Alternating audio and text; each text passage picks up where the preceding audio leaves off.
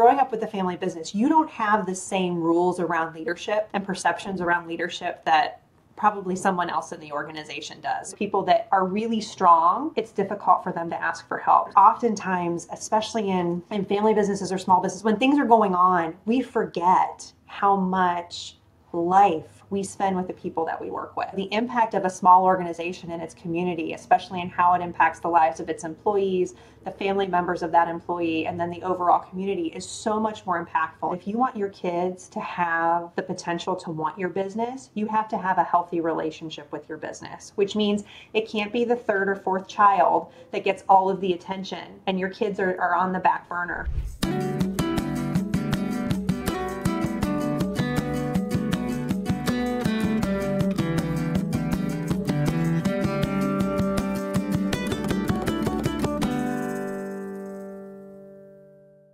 Hello, everyone, and welcome to the Fearless Family Business Show, where we want to help you to inject new life into your family business and strengthen the love, the legacy, and the lifestyle that you desire. My name is Adam Hill, and my guest today is Chrissy Myers. She is the author of Reluctantly Resilient, a book that I just had the pleasure of listening to on a road trip, and it was amazing. I related so much to it, and I know you will too if you're in family business. And she is also the CEO and owner of AUI, which is a third-generation, 50-year-old family business that helps companies with their insurance needs. She also owns Clarity HR, which is a fractional HR firm helping small businesses as well. And as the third-generation business owner, she is revolutionizing the complexities of benefits in HR for small to medium-sized businesses. And as chief cheerleader of those companies, she guides marketing efforts and steers both of her companies to disrupt established norms. And beyond profit, her community programs like AUI Gives Back and Clarity Cares mirror Chrissy's commitment to social responsibility. As the vice chair of the ADM Board of Summit County in Ohio, Chrissy advocates for mental health, something that she is deeply passionate about. And when she's not serving in the community or doing any one of those things, she is found spending time with Team Awesome Sauce, which includes her family and her husband and 2 children. And in this episode, it was wonderful. We ran the gambit of talking about a lot of different things, family business, from transition of ownership and leadership to philanthropy to managing grief and working through grief in the family and continuing to lead through that process in challenging times. Chrissy is truly, truly, based on this conversation and what I know of her and what I've read in Reluctantly Resilient, which you can find now on Amazon and Audible. She's just an amazing leader. She sets the example, she gives back, and she is truly resilient. I hope you'll enjoy this wide-ranging episode with Chrissy Myers. Hello, everyone. Welcome to the Fearless Family Business Show. My guest today, Chrissy Myers, is here. Thank you so much for being here. I was just sharing offline when we were talking about how I had a terrible commute like on Friday, but it was the first time that I really enjoyed that 2.5 hour commute that I had to make, because I was listening to your book, Reluctantly Resilient. And it is such a good book. It is such a great read for anybody who's leading a family business, involved in a family business, or just working with family, living with family, having, a lot of transitions. It was such a powerful book. Thank you for writing it. And thank you for being here. Oh, well, I'm very excited to be here, Adam, and to get to talk to you and get to learn from you and talk about family business transition. I'm excited that you read it and you enjoyed it. You got to listen to it, which was an interesting concept, because I wrote it. I was super excited. And then a lot of people came back to me. They're like, I'm never going to read your book unless you talk through it. I was like, okay, fine. I know. Yeah. Coming from the background of writing a book, I got that a lot too. It's like, well, when are you doing the audiobook? I'm like, you're my best friend. Just buy the hard copy. Yes, right. including my husband. I'm like, can you read it? He's like, I can't. I just gotta listen. Okay, so then I recorded it. I'm like, can you listen to it? He's like, there are some things that you talk about that I just don't want to relive with you. It just makes my heart hurt. And I was like, okay. So he gets a pass right now, but someday we'll get him. We'll get him to listen to the whole thing. Yeah, I know we talked too about the idea of how reading your own. You read your audiobook and it was wonderful, and I did that with mine too. And there it was. I never realized what an emotional challenge that would be. I imagine that Yes, was maybe the same for you as well. Just reading it over absolutely. the course of 2 days. Yeah, Yes. but it turned out wonderful. Yeah, and so I'd love to kind of jump in, and I want to talk about the book. I want to talk about your story because there's Yeah. a lot of powerful elements to it. But first, I'm going to want to talk about your family business, AUI. Been in business 50 years. Yes. You're in the insurance industry in We are. Ohio. Can you just talk about how you started, and some of the evolution? Maybe give us the rundown of your family business. Yeah. So AUI, third generation family business. I am the third generation. So our kids start saying that they are the fourth generation. They're in the business. They do some of our marketing, but they're not in it every day. They're still minors. But AUI was started by my grandmother. So my grandfather was a minister in a poor congregation in Sawyerwood, Ohio. And so in order to make money, she went to work. And so she sold property and casualty insurance with a partner. She worked for a number of years in addition to being a pastor's wife. At some point in time, my dad decided to buy the business from her, and the partner bought them out and retired my grandmother. My mom, when they got married, she went to work with him as well. And for me, I mean, when I was born, I was in the business to some degree, stapling papers, filing, all the things that you do in a family business when you can't afford daycare. You tend to go to business, go to work with your parents. We would spend summers, sometimes if we weren't being watched by my grandparents, we were at the office doing things on the weekends, emptying trash, all those fun things. And then it was, if you want a car, you'll work for Mhm. us. If you want us to pay for college, you'll work for us. And I wanted those things, so I worked for them and Yeah. graduated from John Carroll in the early 2000s, and went and promptly got my MBA. And my dad said, "So are you going to continue to work for me?" And I was like, "No, I'm not. You've given me every crappy job on the planet. I have filled boxes of candy on weekends and Christmas break. I've walked around that conference table probably 1,500 times a year trying to fill all those stupid boxes. I've called dead people. I've done all of the things that you don't like doing in the insurance industry because you've made me, because I had to, because I wanted a car, I wanted to go to college, I wanted all those things. I have a degree now. I have an MBA. I'm going to go do something in business and management and marketing and the things that I want to do. I don't want to be here." So he said, "Will you give me 6 months?" He said, "No, I'll give you 6 weeks." And in that 6 weeks, Adam, he gave me a lot of the things that I was looking for, and being able to drive direction, work in finance, work more in that HR space, growing teams, choosing different directions. So I stayed, grew my family.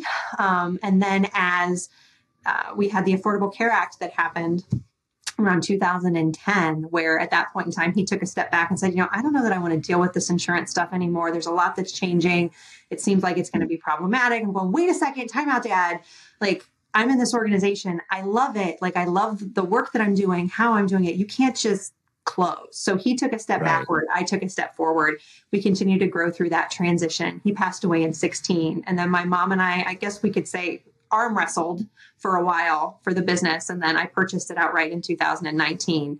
And then promptly started Clarity HR, which is our fractional HR startup for companies that don't want a full-time HR person, in the same month that I purchased AUI.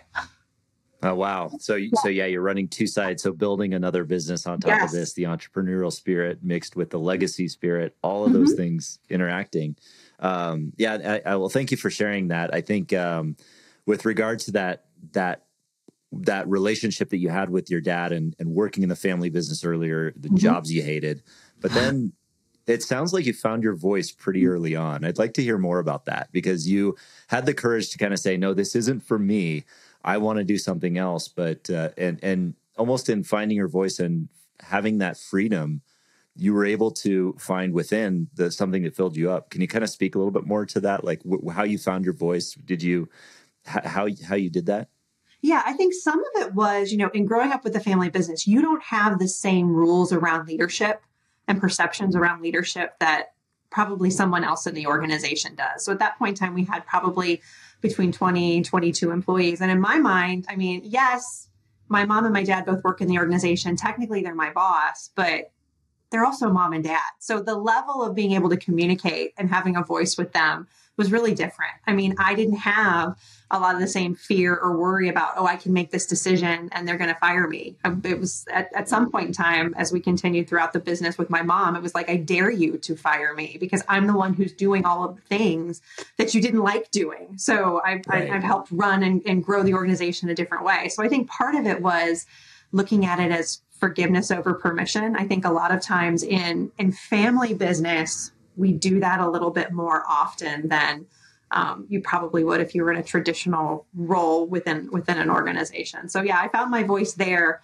pretty quickly. Finding my voice outside of the organization is a whole different story. And that took me a lot longer, probably because I didn't have the same level of comfort with approaching leadership. Because I mean, we all ate dinner together at that point. Right. Right. Yeah. You mentioned, you talked about the forgiveness, asking for forgiveness instead of permission in the book, especially related to your working relationship with your mom. And I think it was during that transition phase where you essentially just said, I'm the CEO now. I'm making myself the CEO. And that's my job title. Yeah. So how did that go over? Like what was the process of doing that? And did you ultimately get acceptance from your mom on that, or how did that work out? I mean, it was at that point in time, it was kind of my mom and dad. And so what I was doing, my dad was having some health issues. And so we're talking about like 2014, 15, 16, he passed in 16. And so in 2014, we transitioned a major business and purchased a business, doubled our organization in size. And I handled that conversation entirely by myself. And I started realizing as I was walking into rooms that required a little bit more authority, at that point in time, my title was Director of Corporate Planning. I don't know what that title actually meant, or if it had nothing. It was like one of those like, okay, we'll make her feel special. So we'll make her Director of Corporate Planning. So when I was meeting with other business owners or my peers or leaders in the community, they're going, and what do you do? And so one of my business coaches at the time says, you're doing all of the work of a CEO. Has anybody ever considered making you the CEO? Your dad has the title of president. And I was like, oh, that's a good idea. I'll just do it. Because no one at that point in time, my mom and dad were dealing with health issues. And I was like, I'm just going to change it. And then if they get mad, what are they going to do? Because I've already done it. So I did. I changed my title. And at one point in time, my mom was like, so you go by CEO now? And I'm like, yes, I do. Yeah. What are you going to do about it? I don't recommend that for most people, but our situation was a little bit interesting because I was working in the business 60 hours a week and they were probably in it 10 hours a month at that time because they were dealing with some personal things. So it was just one of those moments of, this is what I need to run the business. I'm going to make this decision and move forward. Now, we had to work through some of those things in therapy as we worked on transitioning the business after my dad had passed away, because my mom had spent so much time caring for him. And before that, they had worked in the business together full time. And so then all of a sudden she jumps back into the organization. I'm going, wait a second, it's been 5 years and we've merged with another organization. We've doubled in size. We continue to grow. We've changed the face of our marketing. I changed my title. I know all of the people in this organization way better than you do at this point because I'm growing and hiring them. And so it was an interesting transition as we kind of walked through, because all of a sudden she's back and she wants to be active and she wants to make decisions. It's like, wait a second, I was making all these decisions before and you were fine with it, or you were fine enough with it because you were busy doing other things. So that, I think sometimes, especially in family businesses where you can deal with a health situation or you have a generation that's very entrepreneurial, they trust to just kind of continue to keep the ship going. And then you just continue to run it like it's your ship. You have to deal with that course correction and adjustment when somebody else walks back into the business and says, oh, I want to work now. You're like, wait, no, you don't. Right. No, that wasn't the agreement. No, that was not the agreement. We crossed that bridge. You wanted to play with the grandkids. Go play with the grandkids. Right. Leave me alone. Yeah. So how were you able to manage that relationship with her coming back and wanting to be in it? How did you ultimately work that out? You mentioned therapy and coaching, and I'm curious to know how that integrated into the family business dynamic that you had. Yeah, well, therapy and coaching came at the result of kicking and screaming and the arguments that we had beforehand. at the point where we're in the driveway screaming at each other going, you're going to sell me the business or I'm going to quit. I'm not going to sell you the business. You need to continue to grow up. And it was very contentious. So for me, the breaking point that got us to therapy and good conversation was going and doing career mapping, because I had reached the point where I was just done. I didn't want to be in the organization anymore. I was unhappy. And my husband had said, you can do anything that you want. You've got an MBA, you've grown a business, you know how to do this. I mean, if you want, you're the only person that doesn't have a non-compete in your organization, which was really interesting. So you can go, you can leave and start a new one. Everybody's going to go with you. It was like, so what do I want to do? So I met with a career counselor at that point in time, worked through, what do I need in an organization and a position to be happy? And so her name was Kathy, and Kathy walked me through this whole thing. And she said, Chrissy, you have everything in an organization that you want, everything in a job that you want at AUI. The question is, do you have the stomach to stay? And so I had to really think about that. And so in talking to my mom, I'm like, I'm thinking about staying. I don't know what I want to do. And she's like, well, if you want to stay and you want to sell you want me to buy the business, you want to sell the business to me, Chrissy, you've got to go to therapy with me so we can learn how to talk to each other. And I was so mad at him. I'm like, who told you this? Like, who thought this was a good idea? I've done therapy before because of trauma. I don't need to do it again. I bought the t-shirt. It's like a one-time thing. You check the box, you move on. Right. So I went back to the career mapper, and I'm like, this is the stomach to stay is that I got to go to therapy with my mother to learn how to talk to her so we can transition. And she was really sweet about it. She said, do you think maybe you'd want to go to therapy for yourself too? I was like, oh, okay.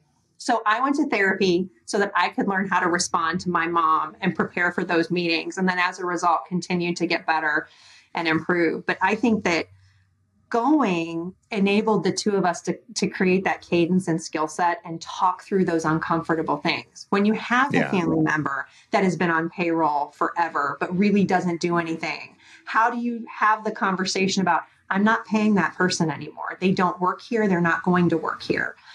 How do we figure out what the legacy looks like? What are you really concerned about? For my mom, part of it was she could not see me in the role of CEO because I hadn't moved my office to where my dad had his office.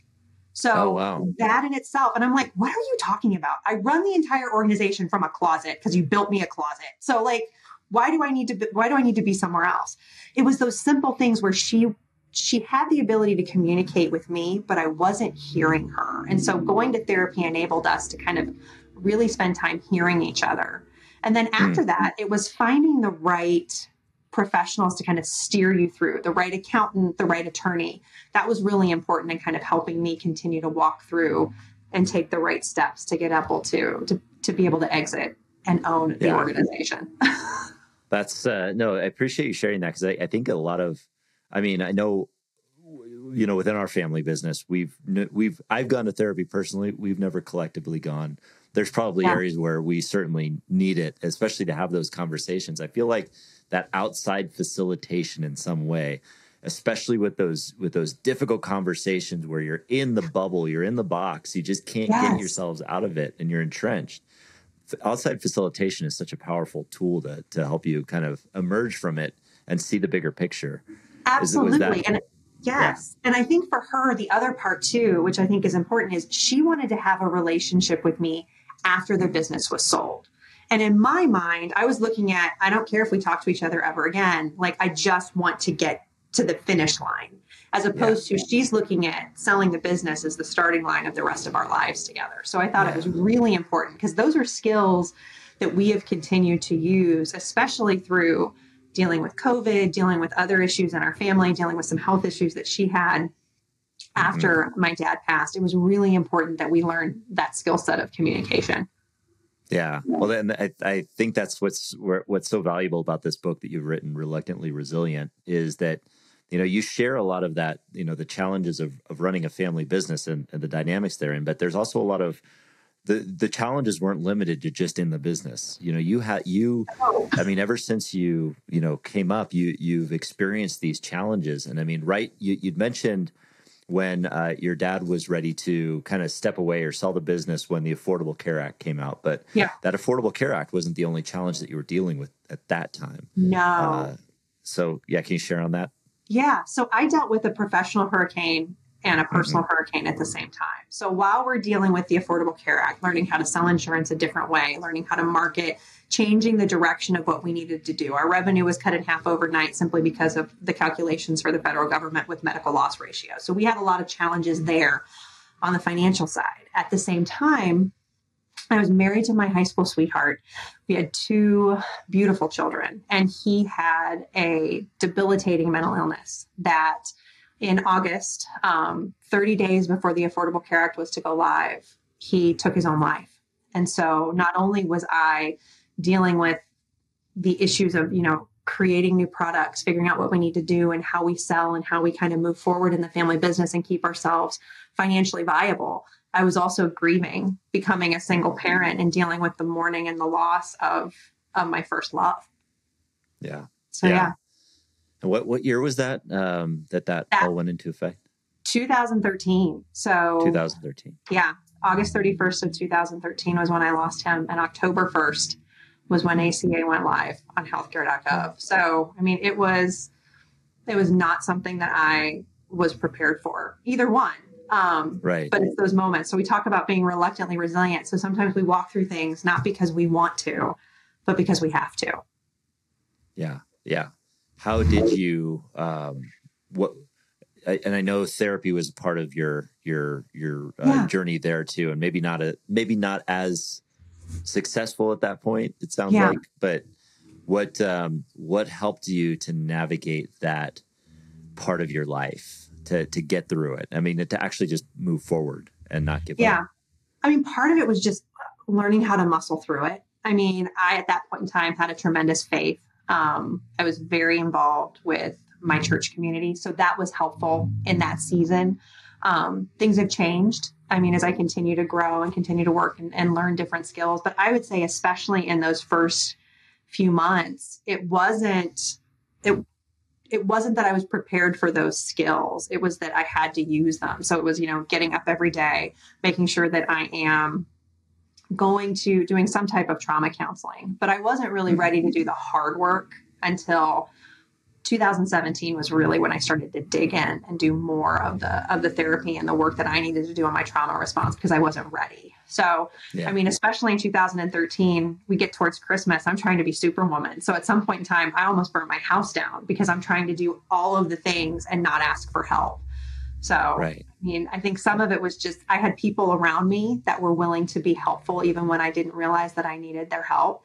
But there's parts of that season that I don't even remember very well because I think it's just, there's so much difficulty in trying to figure out what is the next step that you're just, I got to get up every day. I got to keep moving forward. I'll do the things that I need to, whether it is, making sure that I get enough sleep, trying to figure out what an exercise routine could look like, taking care of myself first, and then being able to take care of the kids. Because at that point in time, Maddie was 5, Caleb was 18 months. So, I had small children who were also grieving. So leaning on a support system was really important. And at that point in time, it was revealing to me of how much working in not just a family business, but working in a small business where people have relationships with you, because those individuals that were on my team were really instrumental in taking care of me through those first few years. Yeah. Yeah. That's a good way of putting it too, with regard to a small business or in general, because anything that I avoid the term that, all family business or all small businesses are family businesses, because some families aren't functional. Some are dysfunctional. Right. Yeah. And it's not true, but we can all be more like a community or a tribe or a group that, is working towards a common good and is there for each other. And I think that's what we all should strive for. Did that, and how did you lead through that grief? I imagine you still had to show up. The world was around you. You had to raise the kids. I did. How did you show up and lead through that grief in the company and in your family?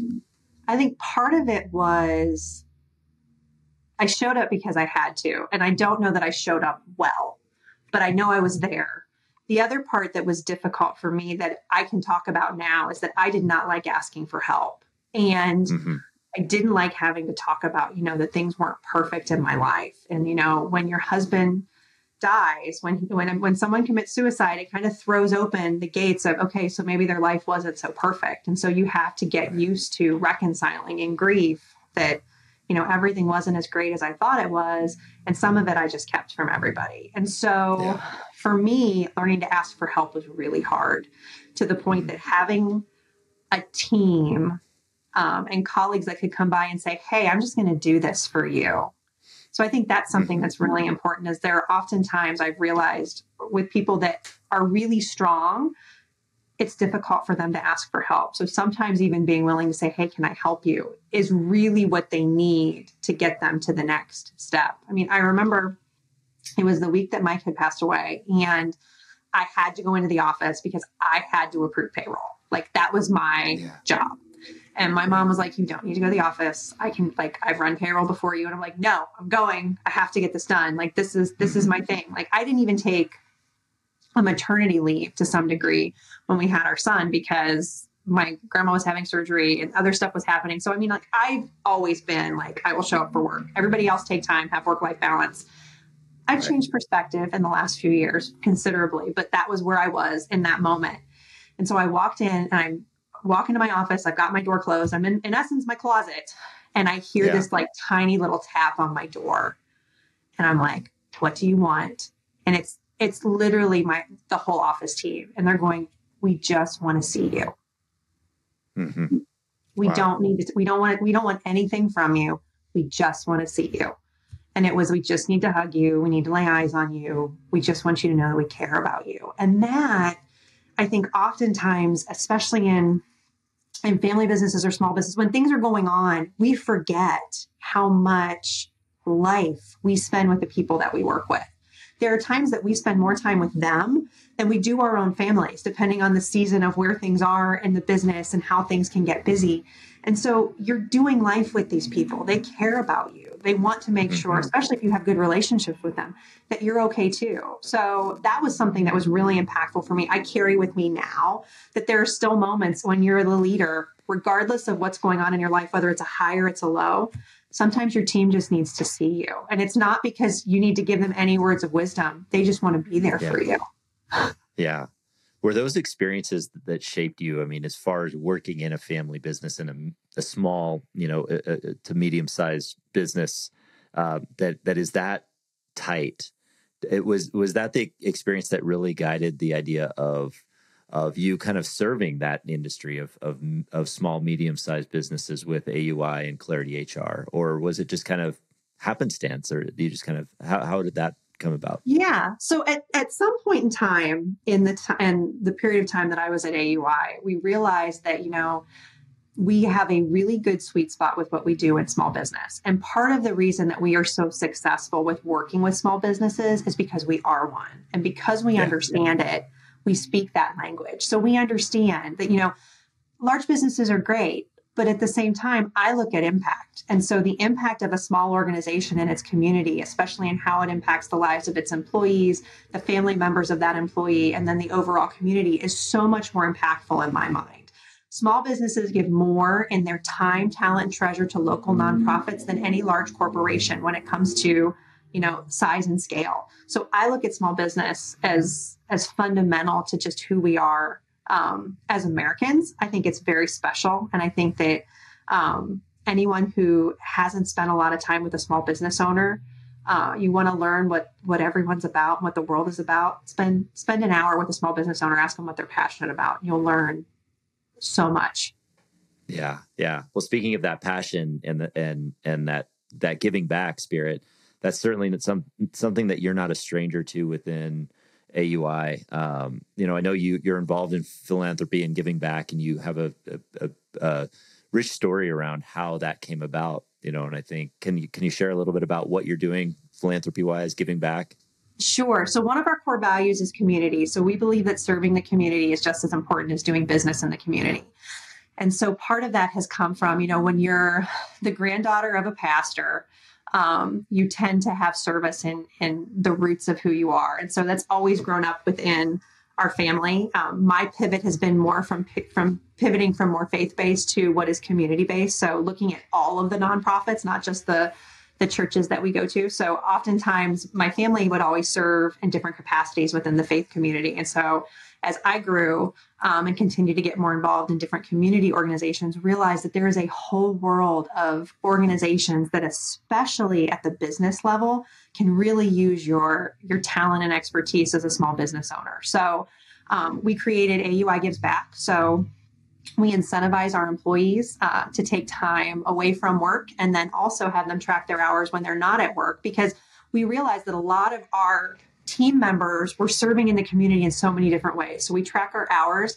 The individual that has the most service hours gets a $1,000 donation to the charity of their choice.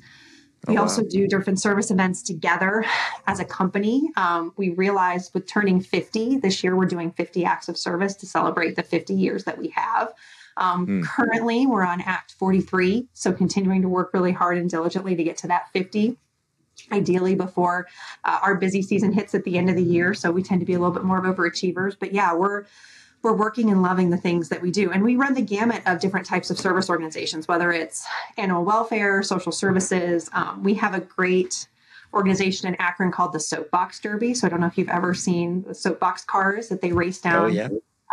Gravity racing. So, yep, we do. We work with the Soapbox Derby. We did a service day with them a couple of weeks ago where we were putting down mulch, breaking up concrete, getting things ready for their race day. So, yeah, it's super fun.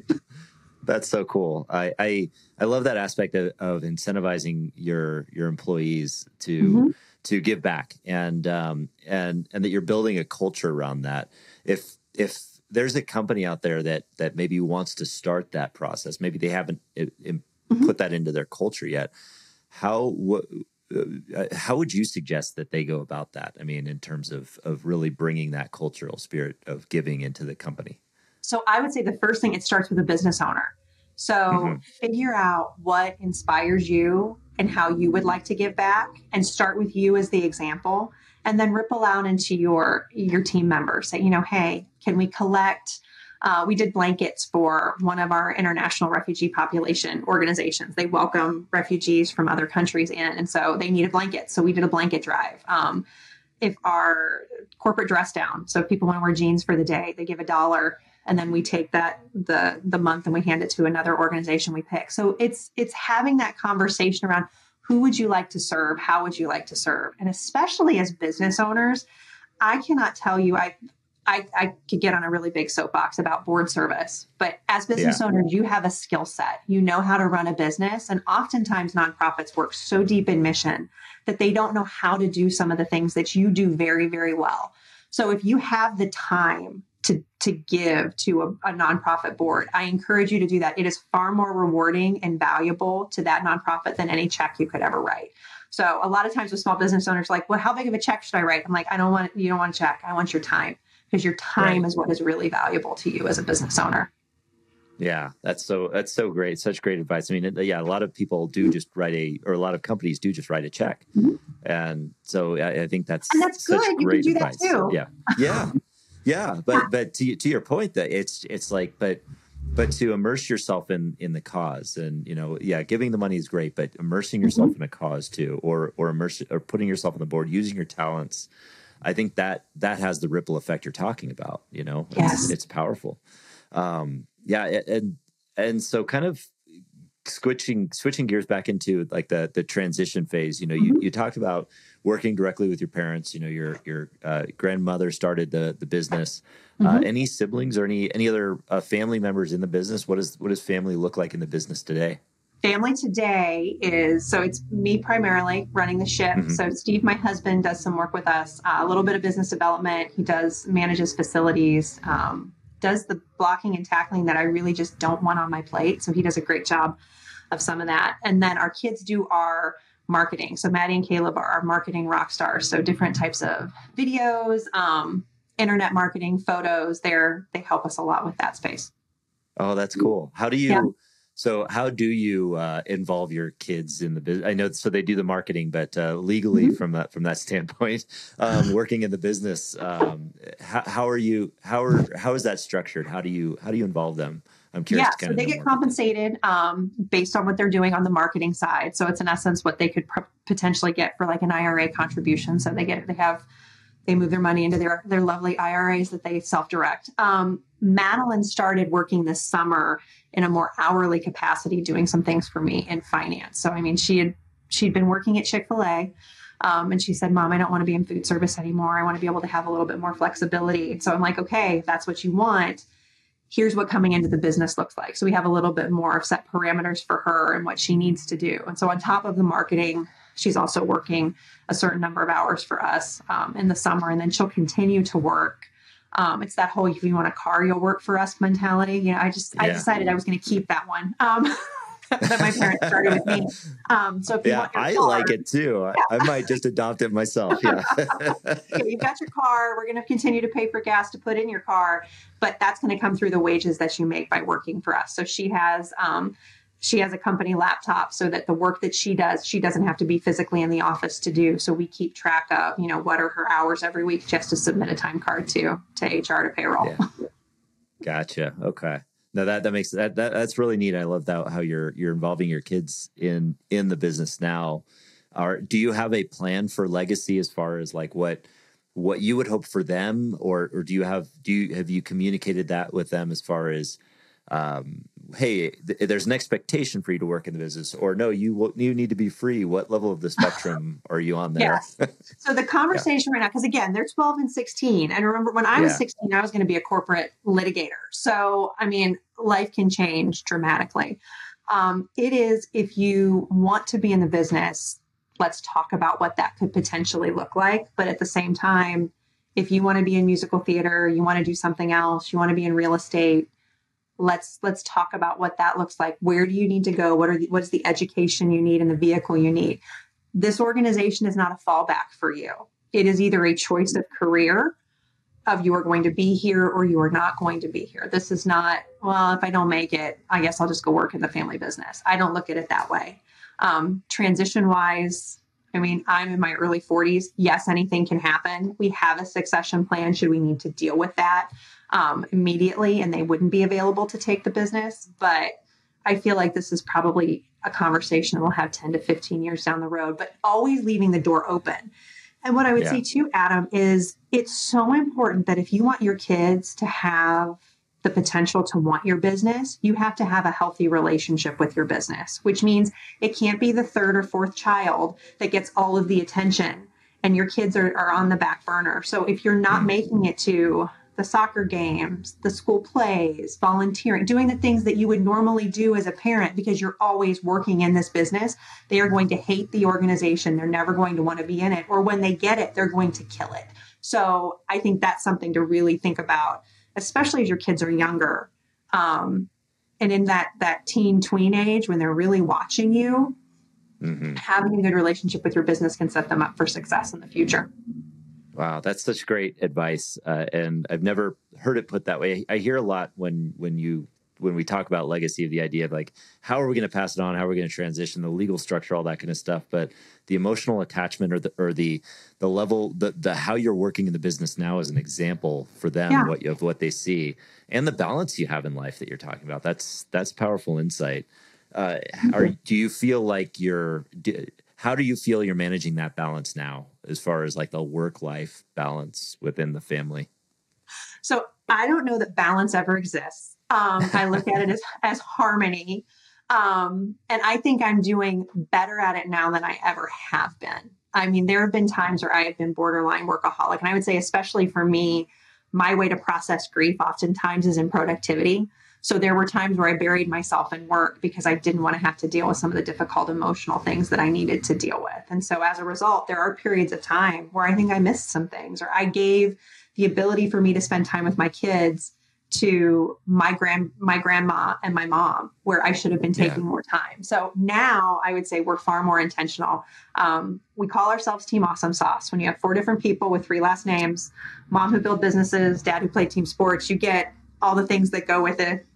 With a branded organization. So we get team name, we have core values, we have a motto, put more awesome in the sauce, purpose statement, we radiate awesome to the world, and core values that spell Team Awesome Sauce. So now for us, it's running Team Awesome Sauce in a way that enables us to make sure that we're living within the right values that stay in alignment, not just with the businesses that we have, but then also within the family dynamics. And so we have family meetings. Steve and I have a weekly family meeting. We have a family meeting as the four of us once a month, making sure that, what are the things that we need to be focused on. It's not just a who's on first calendar crawl. It's okay, this is our word for the year. Are we working on making sure that we understand? Our word is understanding this year. So are we working on understanding each other, understanding where we need to be?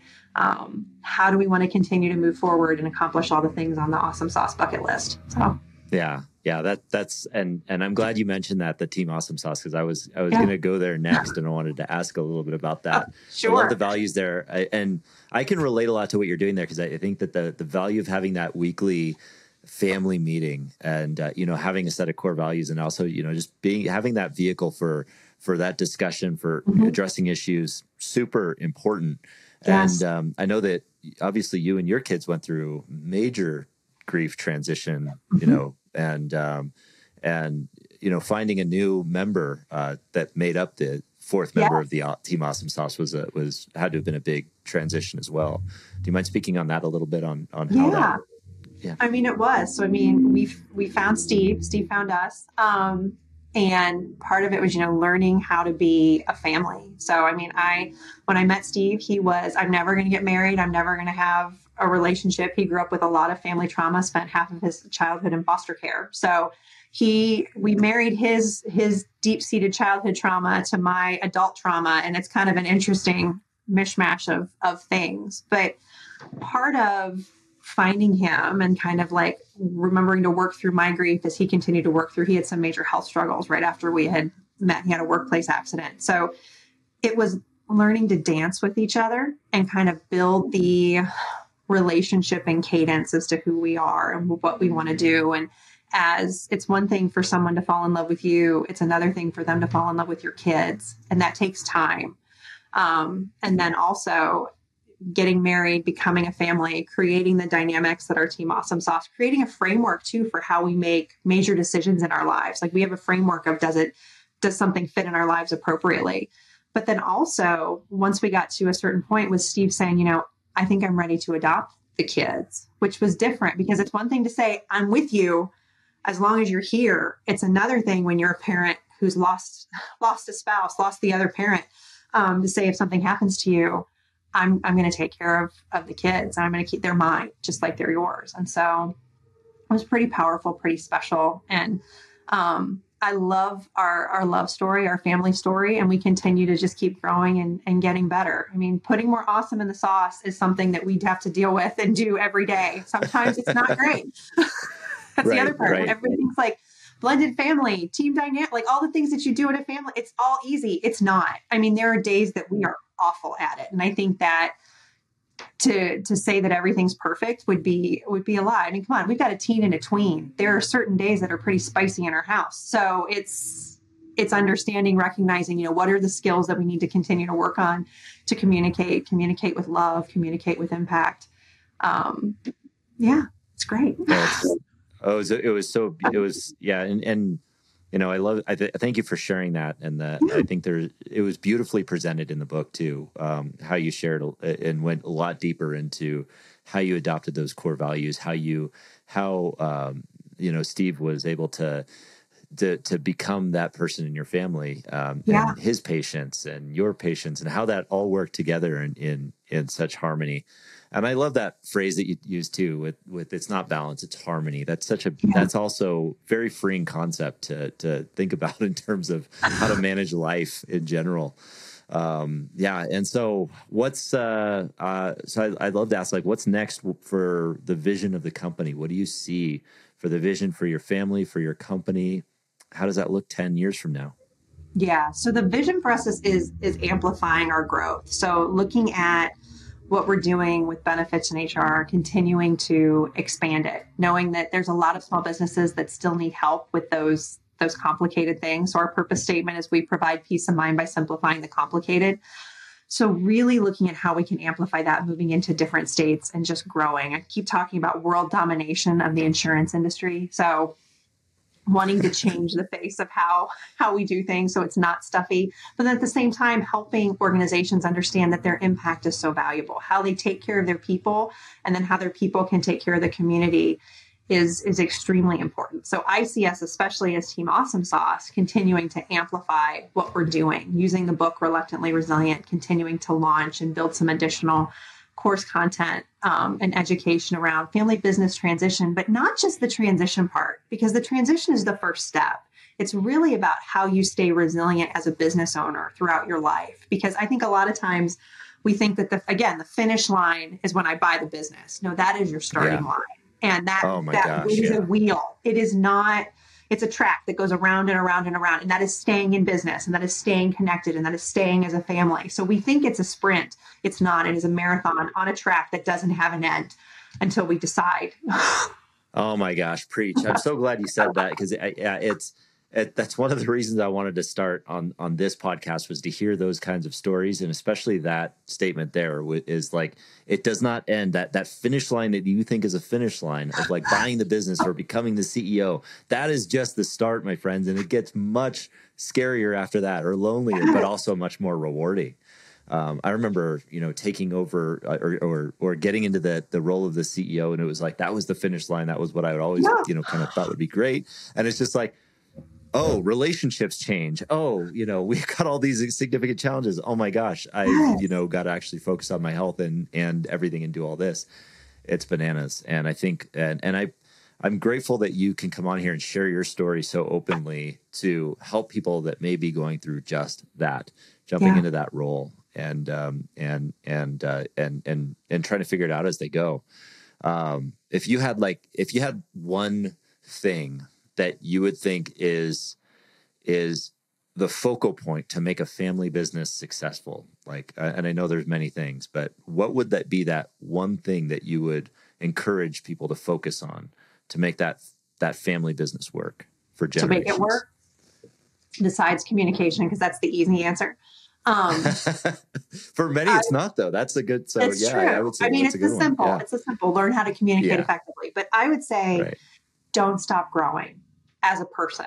You have to take care of yourself first, because if you're not taking care of yourself, you're not able to be your best self. So it's that constant willingness to grow. So it's taking care of yourself physically also, because I know so many of us that are in that sandwich generation of family business, we don't take care of ourselves. We don't do the workout. We don't eat right. We are a workaholic. We're running and getting all the things done that we need to for our kids and our spouses. And then we're doing all the business stuff. And then we're taking care of mom and dad, and we're trying to figure out when they're going to leave the business. And we fall by the wayside. When you start taking care and making a decision to take care of yourself intentionally first, you are able to then separate and make better decisions. So I would say it's really prioritizing yourself and taking care of yourself physically, but then also taking care of yourself professionally. Because in order to transition the business, in order to do the things that you're going to need to do at the next level, you need to be willing to learn at the next level. So you can't just stay stagnant. You have to continue to challenge yourself. So choosing yourself first is not selfish. It's actually a selfless act, because it's enabling you to be the better version of yourself, to be the next person that you need to be as you grow. That's such fantastic advice, and I think it's often hard to follow for people that are wanting to work in a family, because we are so outward focused on making sure that the harmony exists and all of that kind of stuff. Is everybody happy? Yeah, right. Everybody doing what they're supposed to be doing. There's a million things on the to-do list, and I can execute the crap out of a to-do list. But you ask me how I'm doing and how I'm taking care of myself, I'm going to probably be silent for a minute. It took a long time to figure out that was really what was most important. Man, that's so good. That's such great advice, Chrissy. And I'm so grateful that you were here to share it and share your story. If you want to read this wonderful book, Reluctantly Resilient, which I think should be required reading at family business schools and all of that, it's really good. A great, perspective of a family business leader who has gone through that transition, gone through personal struggles, and come out the other side more stronger, more resilient, and ready to bring that success to multiple generations. ReluctantlyResilientTheBook.com is the website, and Chrissy Myers is the author. Thank you so much for joining me today. Where can people find you if they want to reach out? So great place is LinkedIn. So Chrissy Myers, CEO, also on Instagram, and AUI Info, Clarity HR are our websites. But yeah, I'd love the connection on LinkedIn if you're available. Well, thank you so much, Chrissy. This was amazing. And to everyone else out there, thanks for joining us today. If you really like this episode, please follow Chrissy and give us a subscribe and a like if you don't mind. And appreciate you being here. I look forward to seeing you next time. Thanks. Thank you. Thanks for joining me on this episode of the Fearless Family Business Show. If you're enjoying this show, please thumbs up this episode and subscribe wherever that subscribe button is. And you'll get more family business education and insights in your inbox. And if this episode resonated with you, share it with a friend, a colleague, a spouse, your mom, your dad, a second cousin, whomever you think might benefit from hearing this show. And if you're in a family business and you've got a great story to share, contact me because I would love to see if you'd be a great fit for this show. I'd love to interview you. Or if you're struggling in your family business to find your unique identity or voice, or you need an injection of new life into your family business, I'd also love to hear from you. I'd love to learn more about you, and I'd love to see if I can help. Simply email me at adam@fearlessfamilybusiness.com, and we'll get you connected to the right place. Together, we can elevate the love, the legacy, and the lifestyle we all experience in our family businesses. Thanks for tuning in, and we'll see you next time.